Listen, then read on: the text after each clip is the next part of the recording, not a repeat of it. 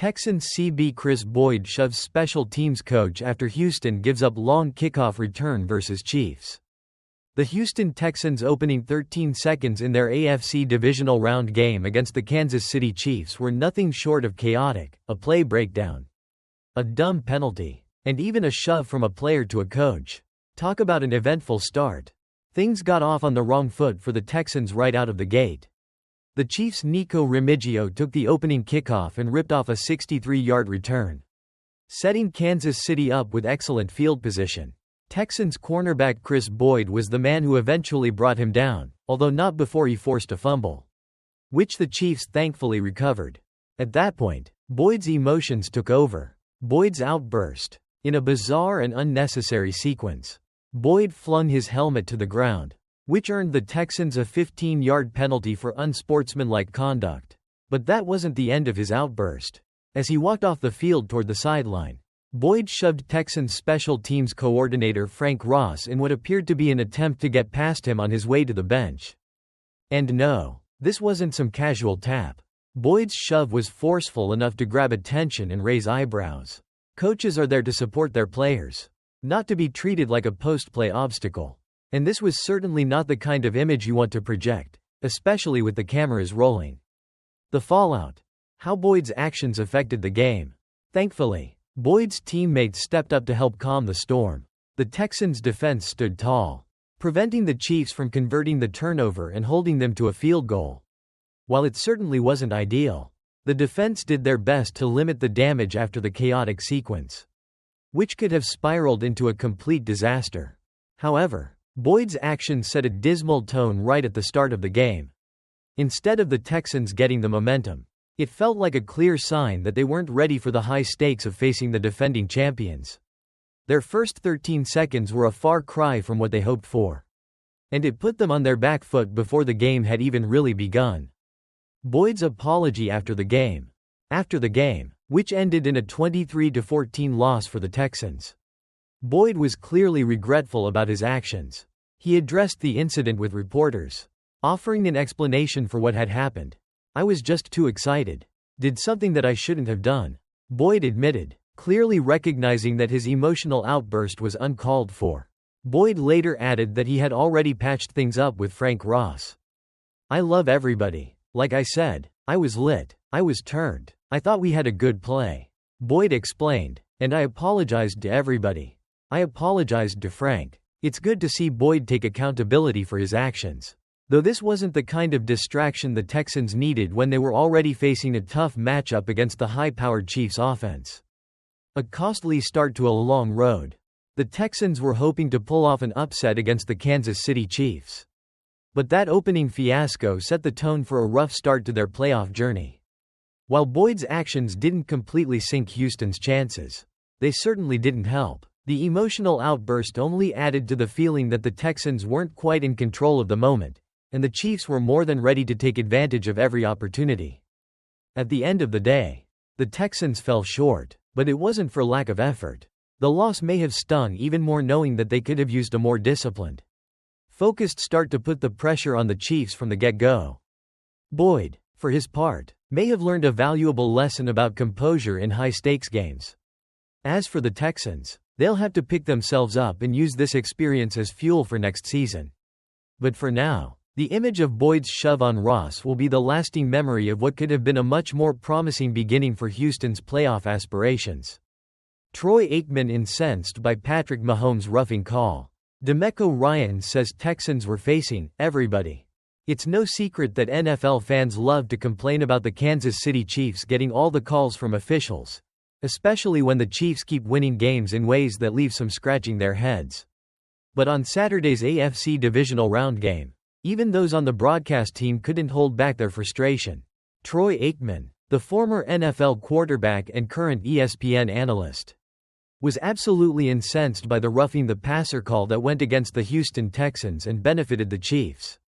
The penalty, which cost the Texans 15 yards, came in the middle of a tense game that saw Kansas City on the way to a 23-14 win, clinching their spot in the AFC Championship game for the 7th consecutive season.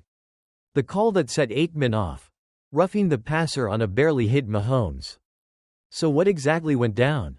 Let's set the scene. Patrick Mahomes, who is known for extending plays with his legs, took off running and then slid right before being hit by two Texans defenders. There was barely any contact, and it was clearly a non-late hit. Yet the officials still threw the flag on the Texans for roughing the passer.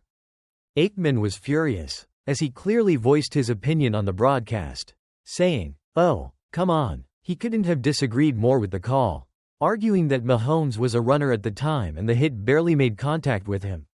The play was soft at best, and Aikman wasn't having it. He's a runner. I could not disagree with that one more, and he barely gets hit. Aikman fumed. That's the second penalty now that's been called against the Texans. And he wasn't the only one upset.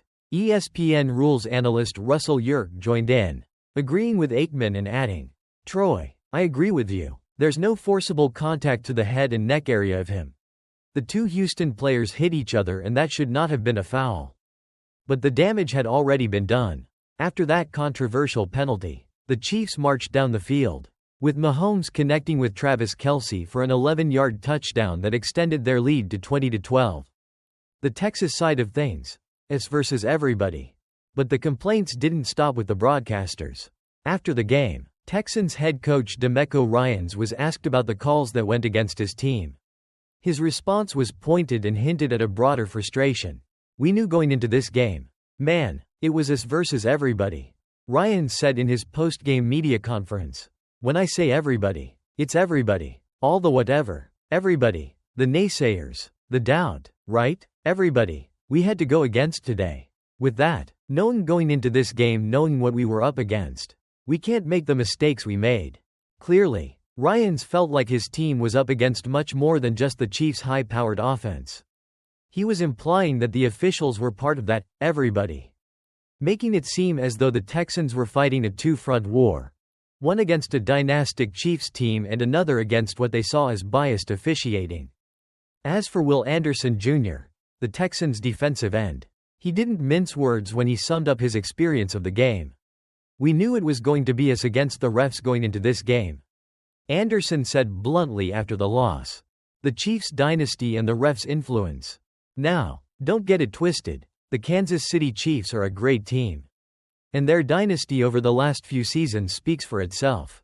They're led by one of the most talented quarterbacks in NFL history.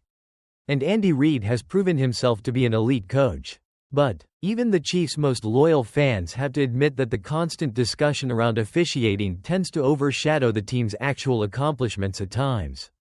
Saturday's game against the Texans wasn't just about Mahomes' heroics or the Chiefs' defensive dominance, which, by the way, included 8 sacks on Texans quarterback C.J. Stroud. The talk after the game was dominated by the penalties, the ones that seemed to continuously go in the Chiefs' favor. From the roughing the passer calls to the questionable unnecessary roughness penalties. The Texans were left feeling like they were in a constant battle not only against Kansas City's powerful offense but also against the referees.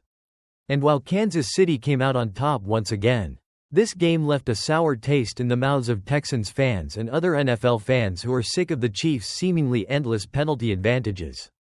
What does the NFL think about this? The NFL likely doesn't want to see this kind of discussion become the focal point of a game that was otherwise filled with exciting plays. While penalties are part of the game, it's clear that a growing sentiment has emerged that the Chiefs get the benefit of some very questionable calls. And when those calls go against teams as gritty as the Texans, it adds fuel to the fire. The league will probably continue to stand by its officials. But the question remains, is the NFL okay with the Chiefs' games being defined by the controversy surrounding their penalty calls? Fans of other teams, especially those who are not Chiefs supporters, certainly have their doubts. As for the Chiefs, they're marching on to their 7th straight AFC championship, but not without some heavy criticism for the role officiating played in their win. Whether or not this becomes a recurring talking point in future playoff games remains to be seen. But it's clear that the Chiefs are going to have to deal with more than just tough opponents if they want to continue their march to another Super Bowl.